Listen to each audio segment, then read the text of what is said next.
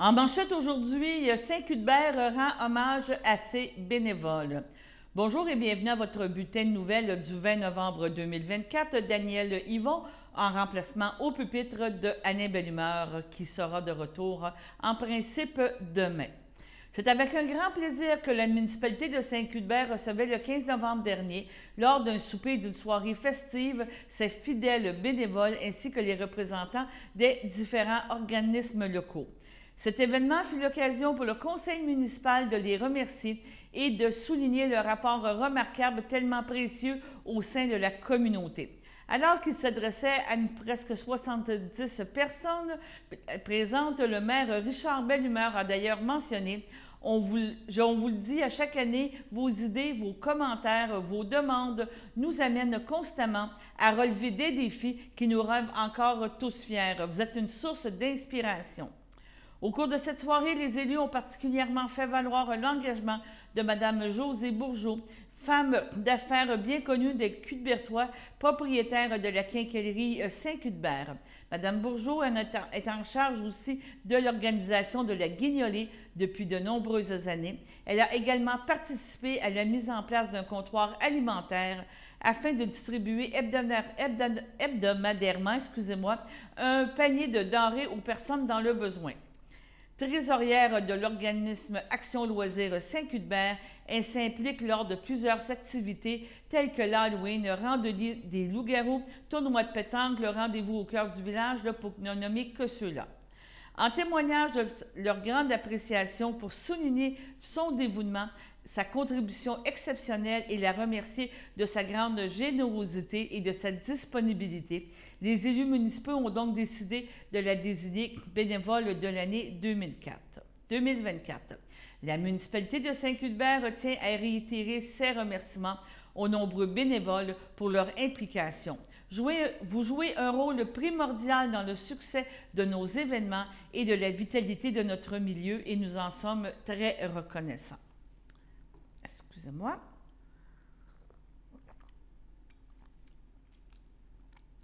On change maintenant de sujet.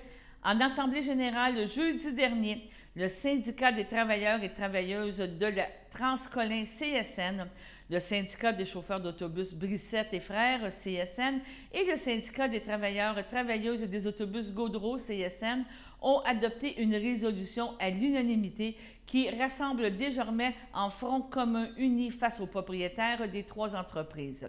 Les trois unités négocient donc ensemble un règlement satisfaisant et adapté aux trois syndicats qui mettra fin à trois conflits.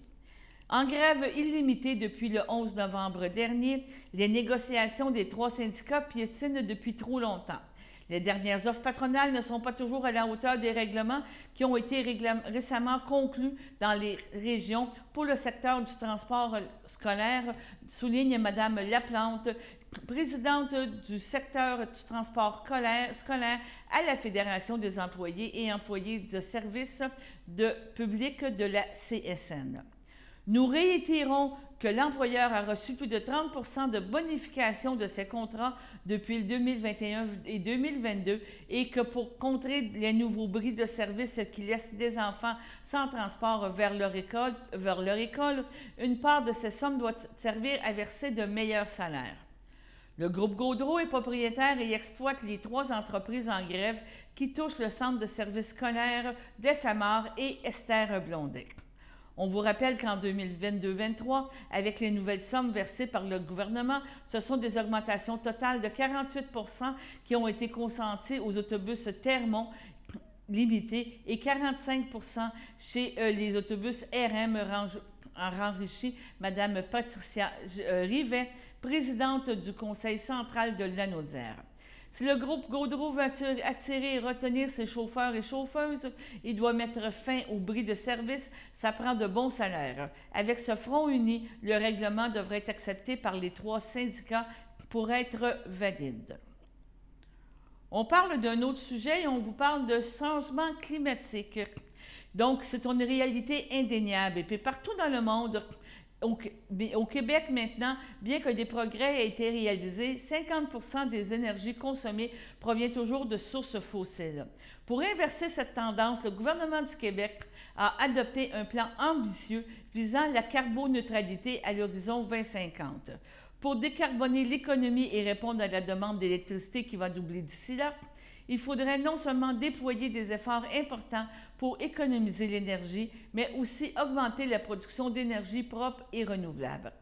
Pour transporter cette énergie additionnelle, Hydro-Québec projette de faire évoluer son réseau de transport principal et de le renforcer en y ajoutant des postes électriques et des lignes à haute tension sur 3 grands axes. Hydro-Québec lance des études d'avant-projet pour le projet Axe Vallée-Saint-Laurent qui comprend la construction d'environ 200 km de lignes de transport et de postes électriques de 735 kWh. La zone d'étude englobe une partie des régions de la capitale nationale, MRC de Portneuf, de la Mauricie et de la Naudière. Plusieurs municipalités de la MRC se trouvent dans cette zone d'étude. On parle maintenant de la ville de Berthierville, Lanoraie, municipalité de Mandeville, Saint-Barthélemy, Saint-Cléophas de Brandon, municipalité de Saint-Cuthbert, de Saint-Didas, de Sainte-Élisabeth, Sainte-Geneviève de Berthier, Saint-Gabriel, Saint-Gabriel de Brandon et Saint-Norbert. Et il y a aussi un poste d'étude dans cette région-là, un poste électrique qui serait possiblement installé dans la région. On peut voir maintenant sur la deuxième carte qu'on vous présente le secteur visé et vous avez l'encadrement en jaune-orange. Ce serait là que serait installé le poste électrique. Donc, ça concerne toutes ces régions. Et mercredi, le 4 décembre prochain, de 15h à 20h, au centre Yvon Sarrazin, 4680 principal à Saint-Félix-de-Valois. Donc, Hydro-Québec veut entendre les préoccupations et relever les éléments sensibles et valorisés du territoire. Ces informations permettront d'élaborer un projet de moindre impact. Il n'est pas possible pour vous d'assister. Vous pouvez aller aussi sur le site de Hydro-Québec et assister à une rencontre virtuelle qui aura lieu le 10 décembre prochain à compter de 18h30.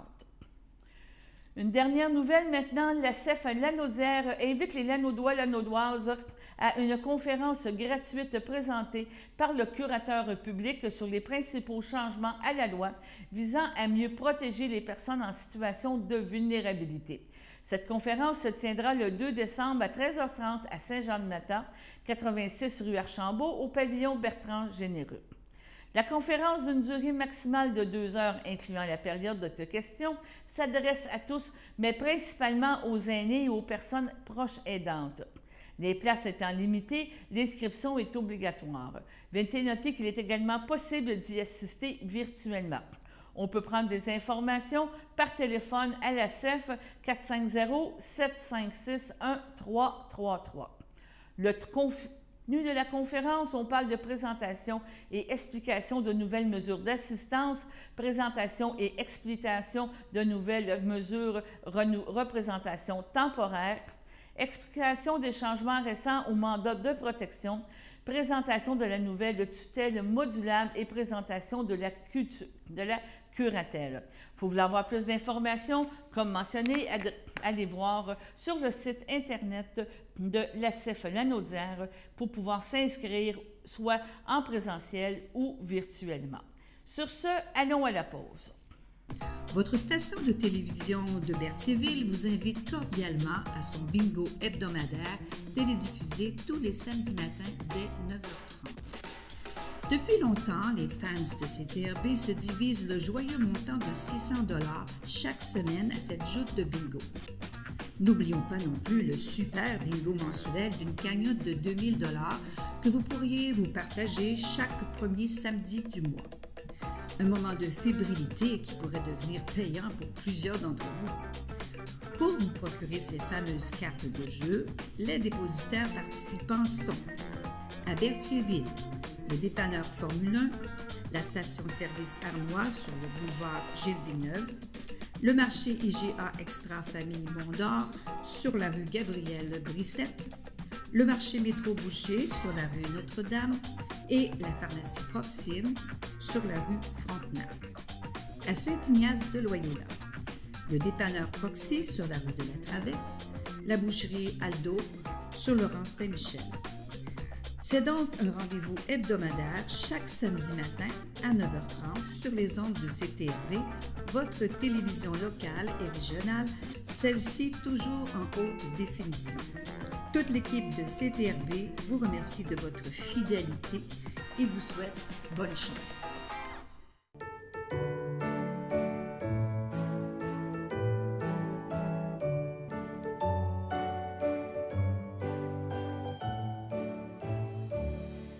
En ce 20 novembre, les filles d'Isabelle désirent souhaiter bon anniversaire à Claire Courchaine, le Cabas à Madame Madeleine Bergeron, ainsi que la FADOC de l'île du Pas à Bertrand Plante et Francine Brûlé. On vous parle maintenant du marché Brandon qui propose une destination brandonienne pour la 14e édition du marché de Noël Brandon. La communauté est invitée à ce marché de proximité du temps des fêtes les 7 et 8 décembre prochains de 10h à 16h à la salle Jean Coutu du Centre sportif et culturel Brandon, situé au 155 rue Saint-Gabriel à Ville-Saint-Gabriel. Depuis, le marché de Noël prend de l'expansion et s'associe avec deux autres partenaires, soit le Belmasky Café Coop et Outsipiou Art Café. Donc, un contact très personnel avec les agriculteurs seront présentés, ainsi que des artisans. Donc, nous comptons sur une équipe fidèle de bénévoles depuis 14 ans. On parle d'Amélie Roch, qui est entourée des organisatrices Odette Sarrazin, Louise Baudry, Carole Dion et Yves Perron, députés prêts à servir, comme toujours, le gâteau communautaire. C'est avec une fierté que nous vous invitons à cette 14e édition du marché Brandon, donc une activité à ne pas manquer. Maintenant, on vous parle du Cabas qui va tenir son dîner de Noël annuel et c'est plus qu'un dîner de Noël, c'est deux dîners de Noël que nous vous offrons. Donc, les billets seront en vente le 5 décembre pour le jeudi 12 décembre et le 9 décembre pour le dîner du 17 décembre. Donc, le prix pour cette activité, toujours très animée et très intéressante, on parle de 18 $ par personne. Comme toujours, aucune réservation et aucun achat par téléphone, 2 billets par personne, le nombre de places étant limité. Donc, si vous voulez avoir plus d'informations, 450-836-7122 et on vous rappelle que vous devez vous aller sur place, aller acheter vos billets et les payer directement. Maintenant, avant de passer à la dernière petite vidéo de notre journée, on vous parle ici qu'il y a un avis de coupure et ébullition d'eau potable, cette fois-ci à la visitation de l'île du Pas. Donc, demain, jeudi le 21 novembre, on parle de entre 8h et 5h. Donc, nous vous demandons à les résidents de l'île du Pas de faire bouillir votre eau par la suite environ 2 minutes et on vous avisera quand l'eau sera de revenu conforme et potable à la consommation. Maintenant, on vous parle un peu, on vous a parlé tantôt du Cabas, et le Cabas tient régulièrement des activités, des conférences avec M. Paul Boudreau. Et cette fois-ci, le thème cet automne, c'est « Histoire, raconte-moi une histoire ». Et écoutons M. Boudreau nous parler de l'histoire de la papesse. Le premier sujet qu'on va traiter aujourd'hui, c'est la papesse Jeanne. Cette papesse est un personnage légendaire qui aurait accédé à la papauté au 9e siècle, en se faisant passer pour un homme. Son règne à la tête de l'Église aurait duré entre l'an 855 et l'an 858. La légende veut que vers l'an 850, une jeune Anglaise prénommée Jeanne, qui était née en Allemagne, avait quitté sa famille pour suivre son amant en Angleterre, où elle voulait fréquenter l'université. Or, à ce moment-là, l'université n'était pas disponible pour les femmes, donc il a fallu qu'elle se déguise en homme pour aller poursuivre ses études. Ensuite, une fois ses études terminées à l'université anglaise, elle est partie pour la Grèce, à Athènes, parce qu'il y avait une école où elle voulait suivre des cours de sciences et de philosophie. Après le décès de son amant, dans des circonstances inconnues, elle va quitter la Grèce et se diriger vers Rome, où elle trouvera un poste à la Curie, c'est-à-dire au Vatican. Compte tenu de ses nombreuses études, elle était tout à fait qualifiée pour ce travail. Elle est toujours déguisée en homme, va sans dire, hein? Or, le pape vient à décéder et un conclave est convoqué des cardinaux pour choisir un nouveau chef de l'Église. Jeanne, qui était appréciée de tous, est rapidement imaginée élue pape par acclamation. Son règne a-t-il été long? Son règne se passe très bien, soit dit en passant. Le nouveau pape est très apprécié de ses fidèles. Or, 2 ans plus tard, lors d'une procession de la fête Dieu dans les rues de Rome, entre la basilique Saint-Pierre et la basilique Saint-Jean, des gens dans la foule s'aperçoivent que le pape semble être en douleur. Alors les diacres aident le pape à descendre de sa monture et ils l'étendent par terre. Quelques minutes plus tard, qu'est-ce qu'on entend? Des pleurs de bébé. Le pape venait d'accoucher! Alors, évidemment, les gens ont été, ses proches et les fidèles ont été sidérés avant d'être scandalisés. La foule aurait, c'est-à-dire qu'il semble que la foule l'aurait lapidé, elle et son bébé. Tellement ils étaient choqués d'avoir été bernés sur l'identité de son sexe. Alors, il y a d'autres versions de la légende qui disent qu'elle serait morte en couche ou qu'elle aurait été simplement obligée de démissionner de son poste. Ce qui est curieux, c'est que les adeptes de cette histoire aient dressé une statue de Jeanne dans la cathédrale de Sienne en Toscane. Elle a évidemment été retirée plus tard pour des raisons évidentes. Ce que je viens de vous raconter serait une légende qui aurait été inventée ou du moins répandue par un moine français vers l'an 1255. Imaginez-vous que cette légende a donné lieu à une autre légende assez cocasse, celle-là. Alors, après cet événement unique dans l'Église où on avait un pape féminin, alors les cardinaux ont dit qu'il faut prendre des moyens pour que ça se répète, hein, quand même. Là, on va le faire rire de nous une fois, mais pas 2 fois. Alors, ils ont mis sur pied un protocole pour vérifier que ça ne se répète pas.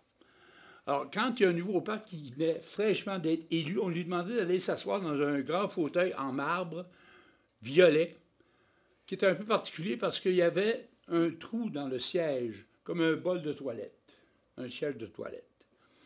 Et le pape s'assoyait donc sur le fauteuil, et un cardinal qui était choisi au hasard s'approchait du pape, s'agenouillait, comme on voit sur l'image, rentrait un bras dans la fente sous le fauteuil et allait vérifier la virilité du pape. Qui a renforcé la légende de cette papesse? Alors, c'est l'écrivain qu'on voit ici, de Florence, Boccaccio, qui a rédigé l'histoire de cette Jeanne pour les gens que les gens du Moyen-Âge ont le plus susceptible de connaître.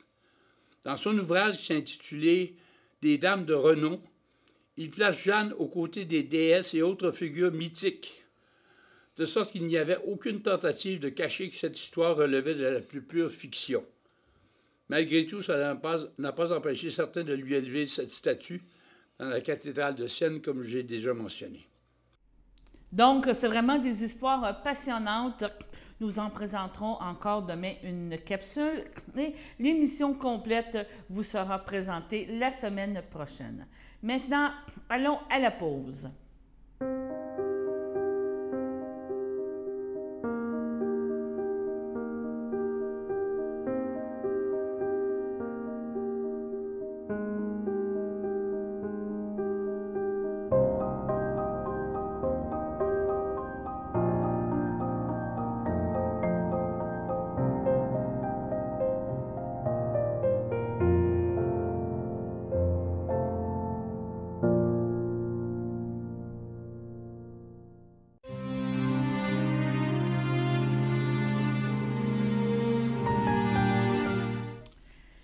Au pavillon Sainte-Marie de Trois-Rivières, le 1er novembre, à l'âge de 72 ans, est décédé M. Richard Arcan, fils de feu Paul-Émile Arcan et de feu Flore Arnois, demeurant à Trois-Rivières et autrefois de Berthierville et de l'île du Parc. Il laisse dans le deuil sa sœur Lise Arcan feu Otto Moller, son neveu Tristan Moller Christane Liapic, sa nièce Annie Moller Alexandre Laverdière, ainsi que plusieurs cousins, cousines, autres parents et amis. La famille vous accueillera le jeudi 21 novembre dès 13h à la chapelle du complexe Efterio de Berthierville. Suivra une liturgie à compter de 14h30.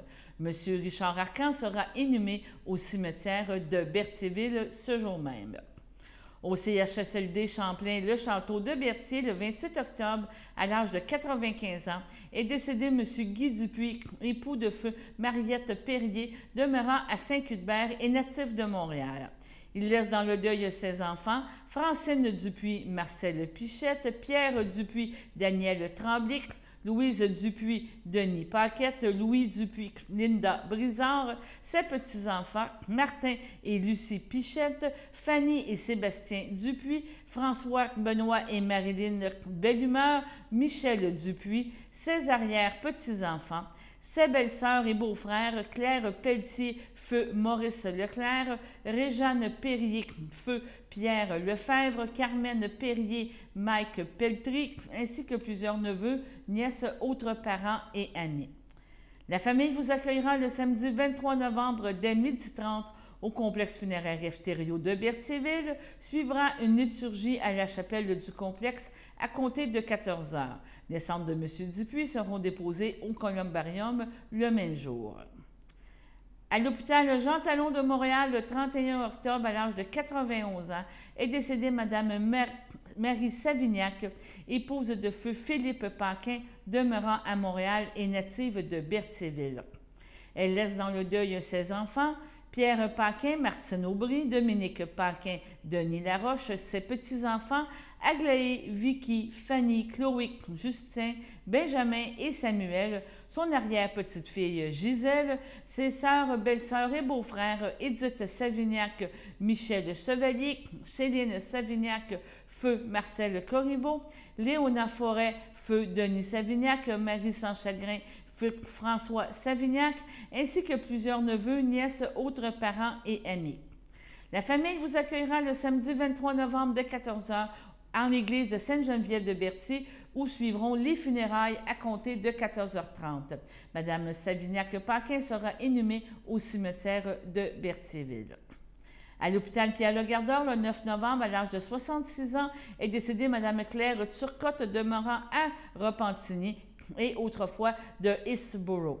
Elle laisse dans le deuil ses filles, Caroline Bernèche, Alexandre Bell, Stéphanie Bernèche, Salvatore Rosato, sa petite-fille Rosalie, ainsi que Maya, son frère, ses beaux-frères et belles-sœurs, Charles Turcotte, feu Francine Bernèche, Pierre Saint-Jean, Michel Bernèche, Micheline Fontaine, Madeleine Bernèche, René Lecavalier, Richard Bernèche, Lise Saint-Pierre, Louise Bernèche, Michel Ouellette, Bernard Bernèche, Chorley Melcaf, Daniel Bernèche, Marie Saint-Yves, Ronique Bernèche, Chantal Bernèche, Alain Bourtonesque, Claudine Bernèche, Luc Desmarais, plusieurs neveux, nièces, autres parents et amis.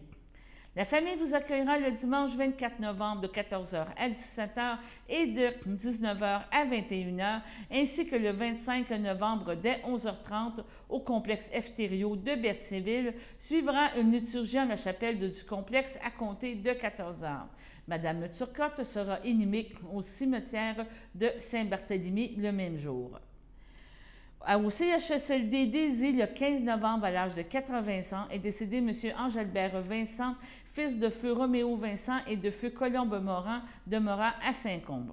Il laisse dans le deuil son amie de cœur Huguette Mirandette, les enfants de sa conjointe Yvon Mirandette, Chantal Moret, ses enfants Christina Mirandette, François-Xavier Mirandette, Louis Mirandette et sa fille Yves Mirandette, ses tantes Marie-Rose Morin, Thérèse Morin, Gervaise Morin, ainsi que plusieurs autres parents et amis. La famille vous accueillera le vendredi 29 novembre dès midi, directement au complexe funéraire Efterio de Berthierville, où une cérémonie aura lieu le même jour à compter de 13 heures. Au CHRDL, le 3 novembre, à l'âge de 97 ans, est décédée Mme Thérèse Morin, époux de feu Conrad de Bérard et fille de feu Charles-Omer Morin et de Évélina Massé, demeurant à Saint-Barthélemy. Elle laisse dans le deuil ses enfants, Denis, Denise Doucette, Lynn, Marc, Joannis, Joanne, Éric Boucher, ses petits-enfants, Steven Bérard, Maureen Desaulniers, Philippe Boucher, Claudane Fontaine, Anne-Marie Boucher, William Berry, Nicolas et Marie-Ève Joannis, ses arrière-petits-enfants, Winston, Hector, Éléonore, Clara, Margot et Tom.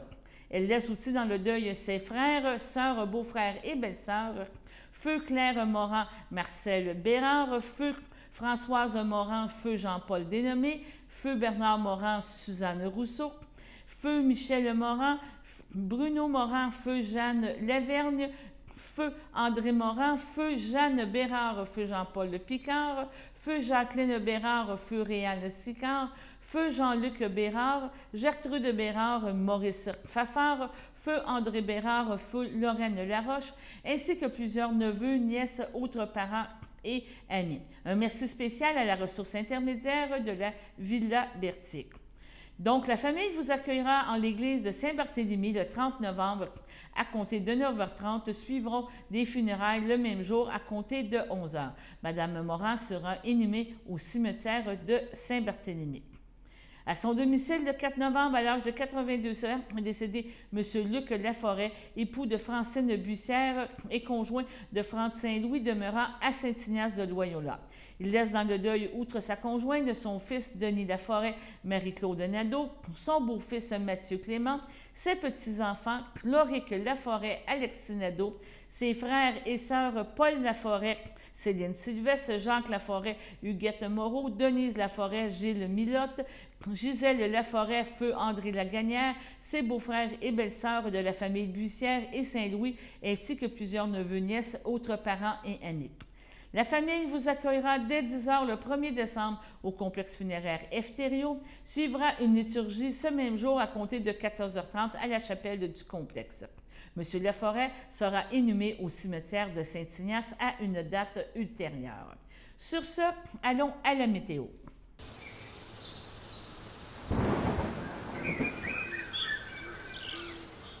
Encore aujourd'hui et demain, des belles journées relativement douces. On parle d'environ 6 degrés Celsius pour ce soir et cette nuit. Par la suite, pour demain, ce sera quand même encore 6 à 8 degrés Celsius avec des probabilités allant de 40 à 70 % de pluie. De retour pour le beau temps à compter de vendredi. Sur ce, on vous laisse pour aujourd'hui le bulletin de nouvelles. On espère que vous avez apprécié et que vous serez des nôtres demain pour un prochain bulletin. Sur ce, bonne fin de journée.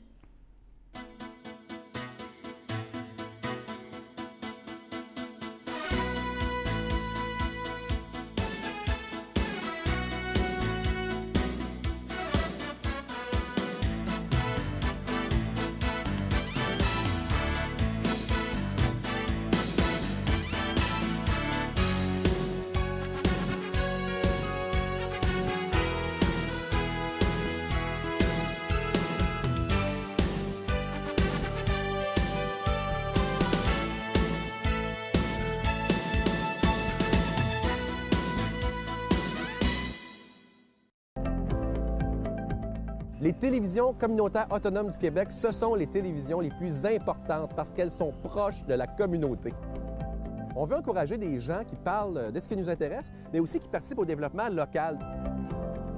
Mais c'est fini le temps là, où on allait lire une affaire qui a été écrite avant hier au bout du monde. Non! Tu veux savoir ce qui se passe chez vous? Bien, ma télé préférée, c'est la télé autonome communautaire. C'est ici que ça se passe.